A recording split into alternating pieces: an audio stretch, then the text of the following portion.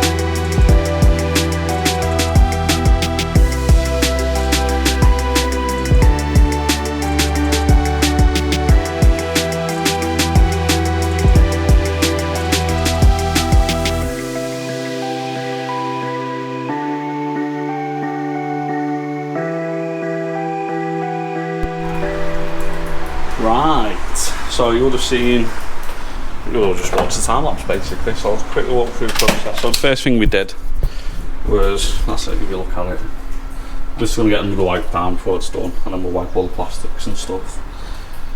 So we're basically, hit it all with clean all, I think it's 1 to 4 or 1 to 8, I can't remember off the top of my head. We use quite a strong mix, start breaking it down, you would have seen it most effective on up there. Let me get my torch as well so you can have a look. So you can see how much we get in there.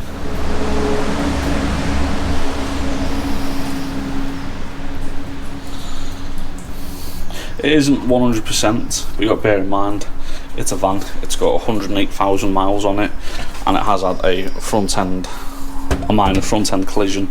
So we can only do as much as we can do basically for the customer. But it looks a lot better. The garage should be happy to now work on the engine. It is a lot cleaner. So again, here's it all with clean all, work it all in. I actually also use iron fallout remover as well, which I find quite useful, especially on the metal areas. That seems to, any really ingrained dirt, it seems to lift it. And then we hit it with a steam just to get in any little crevices that we're not able to. The jet wash, I think we're looking at like 35 psi, 40 psi, a very, very light stream, just to basically get rid of the actual grime all onto the floor, which you can see is all down there. And then again, it's just a case of rinse and repeat. Like to those areas in there, I don't think you'll be able to see. No, there's little bits where you can get in there, but the second you start taking things off the engine, we don't. we stop at that level. A lot of people don't do engine bay cleans because they're absolutely terrified of it. The only 4 things I would say you've got to look out for is the battery. We always leave the battery connected. I don't have a valid reason why we leave it connected. We just don't like having to mess about just in case anything in electronic wise doesn't start. Your fuse box, your air intake, and then your alternator. On this occasion the alternator was not covered up because it's already hammered in oil, and I'm pretty sure we told the customer it's probably going to need replacing just to make sure that the vehicle starts for you. On this one, the air intake, it's pointing downwards, so we might have to put a bag over it. The battery, it's pretty much, look, so you can see tiny little bit of water that will get it with the blower. But if we had to disconnect it and all that, if I'm being honest, that's a wave. Look, the lights have gone off. Ah, great, lucky we have the torch. It's been on for over an hour, that light. Disconnected from there, but I'm not having to dick about with it all. But we always do a visual inspection just to make sure we can work on it. If you do engine bay cleans, at least have some form of knowing how to plug stuff back in. Even if it's like a level 1 mechanics that you did in college or such, just know what the pieces are on the engine, what you can hit, what you can't, and then make sure your liability is up to date. They're not hard to do, it's just a lot of people don't do them because they're absolutely shit scared. If I stood here with that on 100 bar in the air intake, yeah, I'd have a problem. I've not got a problem because we kind of know what we're doing. I don't mind doing them. I do find them quite therapeutic, to be honest, especially from what they look like. Especially what they look like at the start to how it looks like now, but again, we'll give all that a little bit a wipe down. So yeah, I think we've just been over here just over 2 hours. Looks a lot better. We'll blacken up the plastics next, and then that is us done on the first one, on the first job of today. I found the sensor, it was over by the door. The second thing, if you do an engine bay clean, make sure you have some form of a blower. If you're not able to blow all that water out, you're going to have problems. Plus it makes it look a lot tidier, and it's a lot easier to dress at the end as well. So yeah, steamer, blower, clean all, iron lab remover, all the vegetation, about 20 litres of water. Another thing, again, these, you all know what these are. Absolutely fantastic. You can use them more than just doing your wheels. So I don't know, big one is this we got. So obviously, big one for the big areas, little one for the little areas. Airplanes flying overhead. But any latches like this, we carry silicone, like lithium grease. We'll re-grease up the areas. I'll even fill up here washer fluid because that looks low. And then that looks quite low as well, coolant. Yeah, so we'll make it aware of the coolant. We just write out like a little form what's been done, what we suggest needs to be replaced on the engine. We're not mechanics, we're not experts. We just look at a lot of engines, so we kind of get a bit of more of an understanding of what needs to be replaced, what the vehicle's going to end up needing down the line. But this will need a new alternator, the oil leak fixing on it, and then again, if she wants, just replace the front bumper. It's a 66. Don't know what year that is off the top of my head, but apart from that, it should be alright.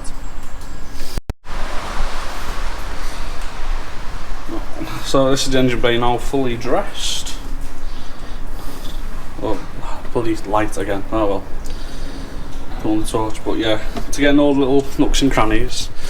Yes, I am that anal. You need little sponges on sticks. The delivery driver's just turned up over there and you can hear them banging on the music. Yeah, good enough. That is us done on this vehicle now.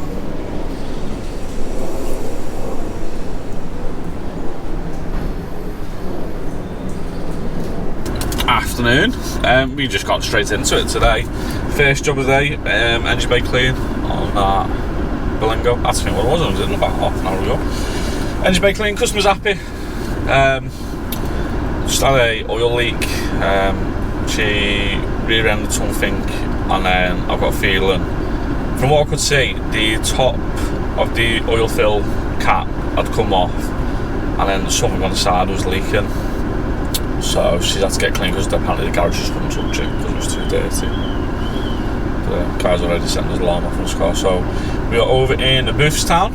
I don't know what we've got on. I don't know what I've got on. Be a valet. I know I'm cleaning the car, but we're over there. We've got that one to do this afternoon, so we'll get into that. And then that's it for today. I'm going to have to go find Ross because I don't know. Well, I do know. I'm just out of microfibres pretty much. I've had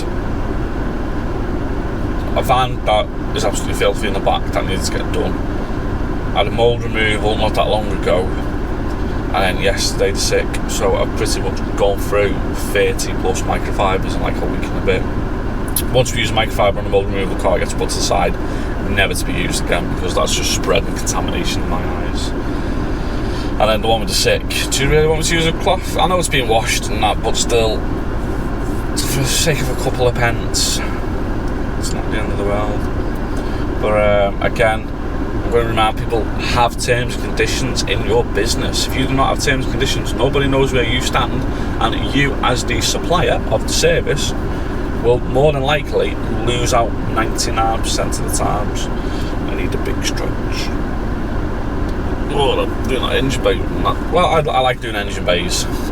And again, the reason why I say have terms and conditions is we stipulate in our terms and conditions there's a high level of risk, and you accept the risk of us cleaning your engine bay. I've done enough, I don't know if you can hear me with that, I've done enough to know people have never had issues. I've never had an issue doing an engine bay because I take my time, I cover everything that needs to be covered. If I'm ever unsure, I'll just say no to customer. Yesterday, one of the Facebook groups, it was I think it was an old Audi. The guys got in it, cleaned it all, and then the customers got in it and went, oh, my sat-nav screen's no longer working. So the first thing he said, did you get a before and after picture? No. Well, it's your word against his word. Figure that one out between her. But we say in our terms and conditions, again, there'll be a link in the description. Feel free to copy and paste them. Just replace Rinseworks Mobile Valeting with your company name and adjust it accordingly. To basically say, when we get there, if you haven't told us this thing's broken, that's not our fault. I now take pictures of the dashboard lights, so I'll get in, I'll turn the car on to actually make sure it's starting, have everything all powered up just to cover your ass, because there are people out there who will try and screw you over no matter what. We did our books because it's the start of April. I've had to refund people, or people have done chargebacks, or we've had a situation where we're being liable. Not really, but it's easy just to take the hit. Over £2,000 I have lost last year running this business, just because people have took the piss. So there's a lesson for you, so you don't lose £2,000. Have terms and conditions. I'm sure I've done a video on it, or I'll have to do a video on it to really nail it, to say, when you get to a job, this is what you need to do first. Step 1, explain the service to the customer. Step 2, answer any questions. Step 3, get pictures of absolutely everything. Step 4, do the job to your best ability. Step 5, get a customer to sign it, to say the customer's happy for it. Step 6, take payment. Step 7, fuck off. And step 8, 9 and 10 are argue with the customer because something went wrong. But yeah. Right, let's get on to this. I don't know what it is, I think it's a make, I could be wrong, but we'll get on to it and we'll see what it looks like next.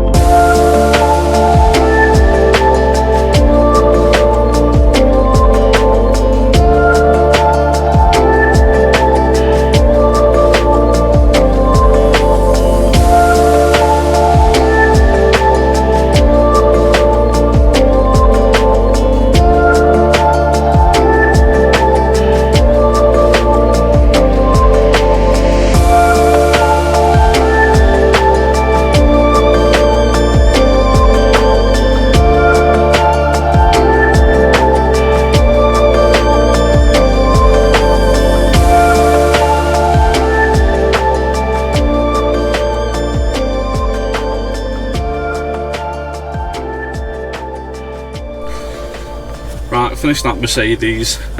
Questions about pet hair. So in the back of the vehicle there was a load of pet hair and stuff, but it's also a 7-seater. That's something else now. We charge both pet hair and more than 5 seats. We charge an extra £25 per doubles of seats. So I was looking, I was like, do I get the customer out and say, look, I'm not going in the back 2 seats because you've not paid for them. And then on top of that, yeah, you can get in there. And then on top of it, you've also not paid for the pet hair removal. So I was trying to figure out like where to draw a line. If the customer's going to be a bit of a dick, I was going to be like, look, you've not paid, it's not getting done. But the customer was absolutely fine and was happy with the work done. So that's being done. And then as I was leaving, got a call back to Stockport again. Customers rang up, got mould in the vehicle. The price stated on the website probably isn't relevant to the level of mould in the vehicle. Customer was correct. So we've got that booked in for Thursday now. That's going to take us a good 4 or 5 hours of work. So I gave the customer the price. I want the job. I didn't want the job at the same time. But like when the customer came out with his daughter and a newborn, I was like, I don't really want this job, so I knocked the price down a little bit. So we've got that one to do on Thursday now, so that's Thursday booked. I'm just over in Staley, Vegas, waiting to meet up with Ross because I've just obliterated through 30 microfibers in 2 weeks. Again, mixture of mould and sick. Oh, he's ringing me, speak of the devil. Hi mate. Hiya mate, where are you now mate? I've pulled up I think. Right, are you at the job? No, I'm at FM car sales. How did you get there? Fucking road's closed underneath the bloody bridge. Yeah, you got to drive all the way down. Is it if you're going towards into the centre of Staley Bridge and then do a right and come in the other way? Oh, what a pain in the arse. Yeah, if you follow the road. Past that. Yeah. I know, I've just gone past there because it said road closed and I thought, oh, I'll go that way then. Yeah, you got to go that way. A long way round. Yeah, I did exactly the same. I was like, how the fuck to get down here? Yeah. Well, deal. Right, I'll see you in 2 minutes, my friend. Alright, mate, see you in a sec. Cheers, sweetheart. Bye-bye. Gotta love Ross. Absolutely love him. So, like I said, gone through loads of microfibers, and now I need to buy some more off him. Let's get some stickers as well. And what else do I need to get? I'll get an aircon sanitizer as well because I don't think I've got any in my van. So yeah, we'll do that and then we'll go back. And then that's it for today. I might ask Ross. No, I won't ask him today because I know he's got a couple of people already waiting for him. So I don't want to hold him up anymore. And then, yes, but yeah, it'll be a good one. Yeah, that's it. Right, I think that's we're done for today. Thank you very much for watching. Make sure you like and subscribe for the more videos. I'm trying to do back to doing them weekly again because people do like them weekly. Again, as always, if you've got any feedback or if you would have done something different to me, let me know in the comments below. I would love to know. But yeah, right, until next week's video. We'll see you later.